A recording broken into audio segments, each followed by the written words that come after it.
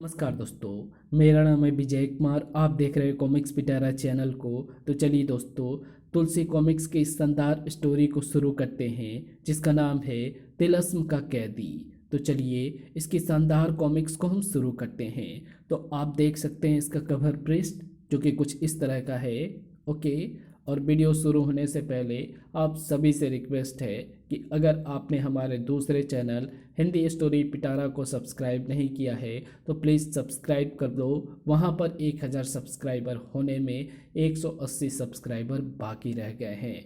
तो आप चाहो तो एक दिन में ही करवा सकते हो और ये बिल्कुल फ्री है, इसके कोई पैसे नहीं लगते हैं। और आपको वहाँ पर वीडियो नहीं देखनी है, अगर पसंद आए तो देख सकते हैं, नहीं तो आपको इसके लिए कोई फोर्स नहीं है। आप प्लीज़ सब्सक्राइब कर 1000 सब्सक्राइबर कंप्लीट करवा दो। और हाँ, आप लोग मुझे अगर मोटिवेट करोगे तो मैं ज़्यादा से ज़्यादा और वीडियो बना सकूँगा और अच्छी अच्छी वीडियो आपके लिए ला सकूँगा। क्योंकि इस तरह से आप लोग मुझे डिमोटिवेट करते हो तो बहुत ही निराश महसूस होती है। तो चलिए बिना किसी देरी की इस शानदार कॉमिक्स को हम स्टार्ट करते हैं। काली घाटी का महाशैतान महातांत्रिक सारंग आज अपनी सफलता पर अट्ठास लगा रहा था। मेरा तिलिस्म तैयार हो गया। अब बहुत जल्द मैं समस्त देवलोकों का एक छत्र राजा बनूंगा। अपना पहला शिकार मैं इंद्र को बनाऊंगा और इंद्रलोक के सिंहासन इंद्रासन पर कब्जा करूंगा। और जा पहुंचा सारंग इंद्रलोक में। आने वाले खतरे से बेखबर देवराज इंद्र उस समय राग रंग में डूबे हुए थे। वाह, हर बार तुम्हारा नृत्य देखकर ऐसा लगता है कि जैसे मैं पहली बार तुम्हारा नृत्य देख रहा हूं। नृत्य समाप्त कर प्रणाम किया मेनका एवं उर्वशी ने इंद्र को। अब हमें विश्राम की आज्ञा दीजिए देवराज। अवश्य, सचमुच तुम दोनों काफी थक गई हो। जाओ और कल इसी समय आ जाना। इधर सारंग ने जैसे ही इंद्रलोक में प्रवेश पाने की कोशिश की तभी ए कौन हो तुम जो इंद्रलोक में घुसे चले जा रहे हो? सारंग को देखते ही चौंक उठे दोनों द्वारपाल। रोको इसे। हैं, ये तो पृथ्वीवासी है। मगर इससे पहले कि वो कुछ कर पाते, तुम दोनों ने मुझे देख लिया है, इसलिए अब जब तक मैं वापस नहीं आता तुम आराम करो। उफ। आगे बढ़ गया सारंग। अब मुझे जल्दी से जल्दी अपना कार्य निपटाना होगा। दोनों द्वारपालों को कभी भी होश आ सकता है। इंद्रदेव से इजाजत पाकर मेनका अपने विश्राम कक्ष की तरफ बढ़ गई। और जैसे ही वह अपने कक्ष में प्रविष्ट हुई, हैं, पृथ्वीवासी और इंद्रलोक में? कौन हो तुम और क्यों आए हो यहाँ? सारंग नाम है मेरा और तुम्हें लेने आया हूं मैं यहाँ। इससे पहले कि मेनका सहायता के लिए चिल्लाती, मेनका को बेहोश कर कंधे पर लादा सारंग ने और भाग खड़ा हुआ वहां से और इंद्रलोक से निकलकर वापस पृथ्वी की तरफ बढ़ने लगा। अब तो काली घाटी पहुंचकर ही सांस लूंगा। शीघ्र ही सारंग को इंद्रलोक में आने की खबर देवराज इंद्र को भी मालूम पड़ गई। क्या कहा? एक पृथ्वीवासी इंद्रलोक में प्रविष्ट हो गया है।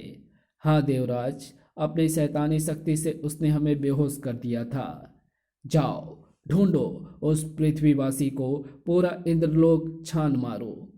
पूरी सरगर्मी से सारंग की तलाश शुरू हो गई और तलाश खत्म हुई मेनका के शयन कक्ष में। ओह, मेनका का अपहरण हो गया। जाकर देवराज को सूचित करता हूँ। बुरी तरह से चौंक उठे देवराज। क्या मेनका का अपहरण हो गया है? हाँ देवराज, और उनके कक्ष से ये पत्र मिला है। पत्र पढ़ने लगे इंद्र। मेनका मेरे कब्जे में है इंद्र। यदि साहस है तो पृथ्वी पर आकर काली घाटी से आजाद करवा लो उसे। सारंग। क्रोध से दहाड़ उठे इंद्र। सारंग, इंद्रलोक की अप्सरा का अपहरण करके तूने अपनी मौत बुलाई है। मैं आ रहा हूं दुष्ट, तेरी मौत बनकर। वो रही काली पहाड़ी और काली घाटी जिसमें सारंग मेनका को कैद किए हुए है। काली घाटी में उतर गए देवराज इंद्र। सारंग, मैं आ गया हूँ, सामने आकर देख अपनी मौत को। तो आ जा इस पहाड़ में और ले जा अपनी अप्सरा को। उसी के साथ ही तिलस्म का द्वार खुल गया। घर ओह। और जैसे ही इंद्र प्रविष्ट में सारंग के तिलस्म में, वैसे ही तिलस्म का द्वार बंद होता चला गया। ओह। अब तो मेरे तिलस्म से कभी आजाद नहीं हो पाएगा इंद्र। मेरे इस तिलस्म को कोई देवता तोड़ नहीं सकता है। और निकल पड़ा सारंग इंद्रलोक की तरफ। अब इंद्रलोक की व्यवस्था मैं जाकर संभालता हूँ। और जा बैठा वो इंद्रासन पर। इंद्रासन पर सारंग को बैठा देख देवतागण क्रोधित हो उठे। दुष्ट, तेरी ये मजाल कि तू देवराज के सिंहासन पर बैठे। खत्म कर दो इसे। इससे पहले कि अन्य देवतागण सारंग पर आक्रमण करते, ठहरो। अगर तुमने मुझ पर आक्रमण किया तो मेरे तिलस्म में कैद तुम्हारे राजा इंद्र की मौत हो जाएगी। मैंने अपने तिलस्म का निर्माण ही इस ढंग से किया है कि मेरे मरते ही तिलस्म में मौजूद हर कैदी के टुकड़े टुकड़े हो जाएंगे। अब जाओ, अब आओ और मारो मुझे, खत्म कर दो मुझे। बेबस होकर रह गए सभी। ओह, अब क्या करें, इस दुष्ट को मार भी नहीं सकते हम। ऐसी बेबसी पहली बार देख रहे हैं हम। क्यों ना हम खुद जाकर इस दुष्ट के तिलस्म को तोड़ दें। बेवकूफ़ हो तुम। जिस तिलस्म को देवराज नहीं तोड़ पाए उसे हम कैसे तोड़ सकते हैं। अपने राजा इंद्र की खातिर देवगणों को मजबूरन सारंग को अपना राजा मानना पड़ा। महाराज सारंग की, बोलो महाराज की जय। जय हो, जय हो। लेकिन ऐसा भी नहीं था कि देवगण चुप करके बैठ गए थे। उसी रात उनकी गुप्त बैठक हुई। ऐसा कब तक चलेगा देवराज की खातिर हमें कब तक इस दुष्ट की जय जयकार करनी होगी। अब तो बस एक ही उपाय है इस दुष्ट से छुटकारा पाने का। सभी देवगणों की निगाहें उस देवता पर टिक गई। क्या उपाय है? यही कि हम ब्रह्मा जी की शरण में जाएं, वही कोई उपाय बता सकते हैं। बात सबके मन को भा गई। उसी रात कुछ देवगण ब्रह्मा जी से मिलने ब्रह्मलोक की तरफ निकल पड़े। ब्रह्मा जी ने देवगणों की विपदा को ध्यानपूर्वक सुना। अब आप ही हमें उस दुष्ट से छुटकारा दिलाइए ब्रह्मदेव। उस दुष्ट से छुटकारा तभी मिल सकता है जब इंद्र उसके तिलस्म से आज़ाद हो। और सारंग के अनुसार कोई भी देवता उसके तिलस्म को नहीं तोड़ सकता। इसलिए अब हमें किसी ऐसे पृथ्वीवासी की तलाश करनी होगी जो कि सारंग के तिलस्म को नष्ट कर इंद्र को आज़ाद करवा सके, क्योंकि पृथ्वीवासी देवता नहीं होते हैं। ठीक है, इस पृथ्वीवासी को सिर्फ आप ही ढूंढ सकते हैं ब्रह्मदेव। ठीक है, मैं अभी पृथ्वी की तरफ रवाना होता हूँ। और उसी वक्त ब्रह्मा जी पृथ्वी की तरफ रवाना हो गए। पृथ्वी पर रामगढ़ के महाराज राम सिंह की पुत्री विजया का आज स्वयंवर था। दूर दूर से राजा महाराजा तथा राजकुमार इस स्वयंवर में हिस्सा लेने आए हुए थे। स्वयंवर की शर्तें पढ़कर सुनाई जय महामंत्री। जो आज्ञा महाराज। और महामंत्री स्वयंवर की शर्त पढ़कर सुनने लगे। और महामंत्री स्वयंवर की शर्त पढ़कर सुनाने लगे। माननीय वीर उम्मीदवारों, राजकुमारी विजया के स्वयंवर में आप सबका स्वागत है। महाराज के ऐलान के मुताबिक यहाँ आए सभी बहादुरों को अपनी बहादुरी का परिचय देना होगा और साथ ही साथ उनकी बुद्धि का भी परिचय देना होगा। और बहादुरी तथा बुद्धि की प्रतियोगिता में जो भी सर्वश्रेष्ठ होगा वही राजकुमारी से विवाह का अधिकारी होगा। उसी के साथ महाराज राम सिंह ने प्रतियोगिता शुरू करने का ऐलान किया। प्रतियोगिता आरंभ की जाए। पहले शक्ति की प्रतियोगिता हुई। खटाक, ओह, उफ। सबकी निगाहें विक्रमगढ़ के युवराज अशोक सिंह पर टिकी हुई थी, जो कि अपने प्रतिद्वंदियों को एक एक करके पछाड़ रहा था। खटाक, ओह। हर प्रतियोगिता में प्रथम आ रहा था युवराज अशोक सिंह। उन पक्षियों को निशाना बनाओ युवराज। युवराज अशोक सिंह ने क्षण भर में ही 6 पक्षियों को मार गिराया। ची ची ची। प्रजा प्रजा दीर्घा में हलचल मच गई। वाह, क्या निशाना है! देख लेना, बुद्धि की प्रतियोगिता में भी अशोक सिंह प्रथम आएगा। तत्पश्चात युवराज अशोक सिंह, अब आखिरी प्रतियोगिता रह गई है जिसमें तुम्हें अपने बुद्धि का भी परिचय देना होगा। मैं तैयार हूँ। देखो युवराज, तुम्हारे दोनों तरफ 2 महिलाएं घूम रही है। देखो युवराज, तुम्हारे दोनों तरफ 2 मछलियां घूम रही है, लेकिन इनमें से एक ही मछली असली है जबकि दूसरा उसका प्रतिबिंब है। तुम्हें इसमें से वास्तविक मछली को ढूंढकर उसकी आंख को निशाना बनाना होगा। और अशोक सिंह को एक तीर एवं धनुष दिया गया, जबकि बुरी तरह से चकरा कर रह गया था अशोक सिंह। ओह, दोनों मछलियां ही वास्तविक नजर आ रही हैं, मगर इनमें से एक प्रतिबिंब है। कुछ समझ में नहीं आता कि कौन सी वास्तविक है। और तभी अशोक सिंह की आंखें सफलता से चमक उठी। मैं समझ गया कि असली मछली कौन सी है। सूर्य का प्रतिबिंब दाई मछली के पीछे चमक रहा है, इसलिए असली मछली बाईं तरफ वाली है। और साएं खनाक। वाह, कमाल कर दिया तुमने। जाओ पुत्री, युवराज अशोक के गले में वरमाला पहनाओ। शर्माती सकुचाती राजकुमारी विजया अशोक सिंह की तरफ बढ़ी और वरमाला युवराज अशोक सिंह के गले में डाल दी। युवराज अशोक सिंह जिंदाबाद, राजकुमारी विजया जिंदाबाद। विजया पर विजय प्राप्त कर वापस विक्रमगढ़ की तरफ लौट पड़ा अशोक सिंह। इधर विक्रमगढ़ के महाराज विक्रम सिंह तक इस खुशी की खबर पहुंच चुकी थी। क्या कहा? हमारा पुत्र राजकुमारी विजया को लेकर आ रहा है। जी हाँ महाराज, अपने पुत्र का स्वागत हम खुद ही करेंगे, मगर इससे पहले कि महल के मुख्य द्वार तक पहुंच पाते ओह, इतना भयानक दैत्य! सचमुच बहुत ही भयानक दैत्य था वो। इससे पहले कि कोई उस दैत्य को रोक पाता, ओह नहीं काली घाटी का दैत्य हूं मैं। अगर हिम्मत है तो आकर छुड़ा लो अपने महाराज को खुशी भरा माहौल पल भर में दुख में बदल गया। अब क्या होगा? वो दैत्य महाराज को ले गया और जब युवराज अशोक सिंह विक्रमगढ़ पहुंचा तो बुरी तरह से चौंक उठा। ओह, ये क्या! मेरे स्वागत के लिए महल के मुख्य द्वार तक कोई भी नहीं पहुंचा। और जब विक्रम सिंह को कारण का पता चला तो नहीं, ऐसा नहीं हो सकता। दुष्ट दैत्य, तूने मेरे पिताजी का अपहरण करके अपनी मौत बुलाई है। मैं तुझे जिंदा नहीं छोड़ूंगा।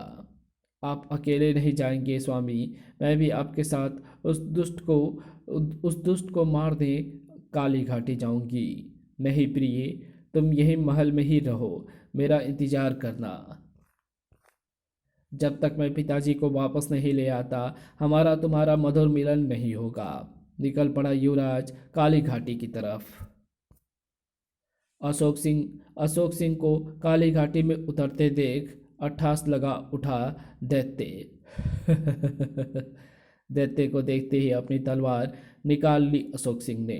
दुष्ट, अपने इस तलवार से तेरी गर्दन काट कर रख दूंगा।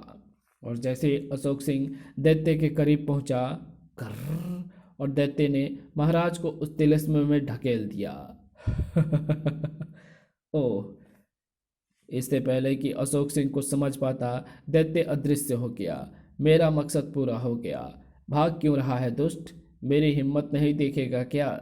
परंतु दैत्य उसकी चेतावनी सुनकर भी प्रकट नहीं हुआ। पिताश्री को निकालता हूँ। और जैसे वो तिलिस्म में प्रकट हुआ, वैसे ही तिलिस्म का द्वार बंद हो गया। बुरी तरह से चौंक कर पलटा अशोक सिंह। ओह, अब समझा, दैत्य ने मुझे फंसाने के लिए ये चाल चली है। पहले पिताश्री को ढूंढना होगा, फिर इस पहाड़ से निकलने की सोचूंगा। उफ। तेजी से नीचे गिरने लगा अशोक। अब नहीं बचूंगा। बिजली की गति से खड़ा हुआ अशोक सिंह और अपनी तलवार उठा ली। तभी गूंज उठी एक रहस्यमयी आवाज। सारंगा के तिलस्म में तुम्हारा स्वागत है। सामने तिलस्म के दो द्वार हैं युवराज। एक द्वार तुम्हें हमेशा के लिए इसमें तुम्हारे पिता की तरह कैद कर देगा, और दूसरा द्वार तुम्हें अगले तिलस्म में फंसाएगा। सोच में पड़ गया अशोक सिंह की उसके पिता श्री किस दरवाजे में प्रविष्ट हुए थे, मगर तभी चौंक उठा वो। ओह, कदमों के निशान, यानी पिताश्री इस दरवाजे में प्रविष्ट हुए थे। रास्ता मिल चुका था अशोक सिंह को, सो वो बाईं ओर वाले द्वार में प्रवेश कर गया। द्वार के भीतर प्रविष्ट होते ही जैसे एक नई दुनिया में आ गया। अरे, ये पौधे कैसे हैं? जैसे ही वो उन पौधे में से निकलने लगा, ओह, ये तो मेरी तरफ झपट रहे हैं। काट दो, मार दो, खत्म कर दो। उससे निपटने के लिए जैसे ही खड़ा हुआ अशोक सिंह, पौधे भी स्थिर हो गए। ओह, ये कैसा तिलिस्म है? मैं चलता हूं तो ये मेरी तरफ झपटते हैं, रुकता हूं तो स्थिर हो जाते हैं। अब या तो मैं सारी उम्र यहीं खड़ा रहूं या फिर इनसे भिड़ूं। दूसरी सोच उसे सही लगी और टूट पड़ा वो उन पौधों पर। कुछ ही देर में उसने सभी पौधे की गर्दनें साफ कर दी। आगे बढ़ने लगा अशोक सिंह। देखें आगे क्या मुसीबत आती है। मगर मुसीबत तो आ चुकी थी। ओह, इतना भयानक जीव! ची ची। इससे पहले कि अशोक सिंह उस पर आक्रमण करता, ठक, आह, धड़ाक, बिजली की सी गति से उठा अशोक सिंह और छलांग मार दी उस भयानक जीव पर। अब तो आर या पार का मामला रह गया है। जबरदस्त वार किया उसने उस भयानक जीव पर। खचाक, ची ची ची, और उस भयानक जीव की गर्दन कटकर अलग हो गई। अपने टूट रहे तिलिस्म से बेखबर सारंग अपने विजय अभियान के बारे में सोच रहा था। अब जरा विष्णुलोक पर भी विजय प्राप्त कर ली जाए, और निकल पड़ा वो विष्णुलोक की तरफ। विष्णु भगवान तक इंद्र के कैद होने की खबर पहले ही पहुंच चुकी थी। ओह, अब क्या करें? उस दुष्ट सारंग ने जाल ही ऐसा बुना है कि हम उसे मार भी नहीं सकते। अगर उसे मारेंगे तो उसके तिलिस्म में कैद इंद्र भी मारे जाएंगे। अब तो जब तक तिलिस्म नहीं टूट जाता तब तक हमें सारंग से दूर ही रहना होगा। और तभी दंदनाता हुआ आ पहुंचा वहां पर सारंग। ओह, वाह! विष्णु के साथ शिव भी! ओह, अब तो विष्णु लोक एवं शिव लोक दोनों पर एक साथ कब्जा कर दूंगा मैं। बढ़ा वो दोनों की तरफ। आओ, मारो मुझे। हाँ, मारो मुझे। तू जानता है सारंग कि इंद्र की खातिर हम तुझे नहीं मार सकते, तभी तू ऐसा कह रहा है। ब, ब, बस इंद्र को तिलिस्म की कैद से आज़ाद हो लेने दो, फिर तो कहना हमें। इंद्र की आज़ादी के सपने छोड़ दो तुम लोग, और स्वयं कैद होने के लिए तैयार हो जाओ। मगर इससे पहले कि सारंग उन तक पहुंचता, शिव और विष्णु अदृश्य हो गए। ओह, भाग गए, मगर मैं तुम्हारा पीछा नहीं छोड़ूंगा। उधर सारंग के तिलिस्म को तोड़ता हुआ अशोक सिंह तिलिस्म के अंतिम अंतिम द्वार तक पहुंच चुका था। जैसे अशोक सिंह कक्ष में प्रविष्ट हुआ, भड़ाक, ओह, दरवाजा बंद हो गया। कक्ष का द्वार बंद हो गया, और तभी, ओह, अब मौत निश्चित है। अब नहीं बचूंगा। मौत क्षण प्रति क्षण उसकी तरफ बढ़ रही थी। अपनी जान बचाने के लिए अशोक थोड़ा सा पीछे हटा। अरे, ये क्या? बढ़ती हुई मौत कैसे रुक गई? और जब उसने नीचे फर्श पर देखा तो सब समझ गया। ओह, अब समझा, सारा रहस्य इन लाल और सफ़ेद रंग के खानों का है। आजमाइश के लिए जैसे उसने लाल रंग के खानों में पैर रखे, बाल बाल बचा अशोक सिंह। साए साए साए, और उसने पैर को सफ़ेद खानों में रखता हुआ अशोक सिंह आगे बढ़ने लगा। और जैसे ही वो कक्ष के अंतिम सफ़ेद खानों में पहुंचा, घर ओह, द्वार प्रकट हो रहा है। जैसे ही वो इस दीवार में प्रविष्ट हुआ, खुशी से चीख उठा वो, पिताश्री अशोक सिंह, मेरे पुत्र। सब कुछ बताता चला गया अशोक सिंह। आपके अपहरण का पता चलते ही मैं काली घाटी आ गया और उस दैत्य का सारा तिलस्म तोड़ डाला। तब महाराज विक्रम सिंह ने अशोक सिंह को इंद्र और मेनका का परिचय दिया। आप दोनों को अशोक सिंह का प्रणाम। आयुष्मान भव पुत्र, तुम्हारे ही कारण हमें इस तिलस्म से आज़ादी मिली है। मैंने अपना कर्तव्य पूरा किया है देव। विक्रम सिंह इंद्र तथा मेनका के साथ ही जैसे ही अशोक सिंह तिलस्म से बाहर निकला, ओह, तो अभी यही है दोस्त, ठहर, अभी मजा चखाता हूँ तुझे। तभी दैत्य का रूप बदला और भौचक्के रह गए सभी। ओह ब्रह्मदेव, हाँ मैं ब्रह्मा ही हूँ। आप दैत्य के रूप में? आपकी लीला मेरी मेरी समझ में नहीं आई ब्रह्मदेव। ये लीला इंद्र को तिलस्म से आजाद कराने के लिए रची थी मैंने। सारंगा का तिलस्म कोई देवता नहीं तोड़ सकता था, इसलिए किसी वीर पुरुष की खोज में मैं पृथ्वी पर आ गया। पृथ्वी पर उस समय राजकुमारी विजया का स्वयंवर चल रहा था, और जब मैंने दैत्य का रूप धरकर तुम्हारे पिताजी का अपहरण कर लिया, अपने पिता को बचाने के लिए अशोक सिंह अवश्य ही तिलस्म में प्रवेश करेगा। इस प्रकार मेरी युक्ति काम कर गई और देवराज इंद्र तिलस्म से आजाद हो गए। उधर सारंग को पता चल चुका था अपने तिलस्म के टूटने का, तभी तो इधर ही आ रहा था वो देखो, सारंग इधर ही आ रहा है। अब अपनी मौत से नहीं बच पाएगा तू दुष्ट। प्रकट हुआ इंद्र के हाथों में वज्र और ये ले दुष्ट, मर। बस एक ही बार काफी था सारंगा के लिए। तत्पश्चात, अच्छा पुत्र, अब हम चलते हैं। जब भी तुम्हें हमारी आवश्यकता हो तो हमें याद कर लेना। फिर ब्रह्मा, इंद्र और मेनका देवलोक को लौट गए। विक्रमगढ़ में अशोक तथा विक्रम सिंह के सकुशल वापस जाने पर खूब खुशियां मनाई जा रही थी, और विजया तो फूले नहीं समा रही थी। आपको अपने पति के रूप में पाकर मैं तो धन्य हो गई स्वामी। विजया, तुम्हारी जगह वहाँ नहीं, यहाँ है। और इसी के साथ ये कहानी यहीं समाप्त होती है। तो आपको ये वीडियो कैसी लगी? अगर आपको ये वीडियो पसंद आई हो तो इस वीडियो को लाइक, शेयर, कमेंट ज़रूर कर देना, और हमारे दूसरे चैनल हिंदी स्टोरी पिटारा को भी ज़रूर से सब्सक्राइब कर लेना। Thanks for watching my videos.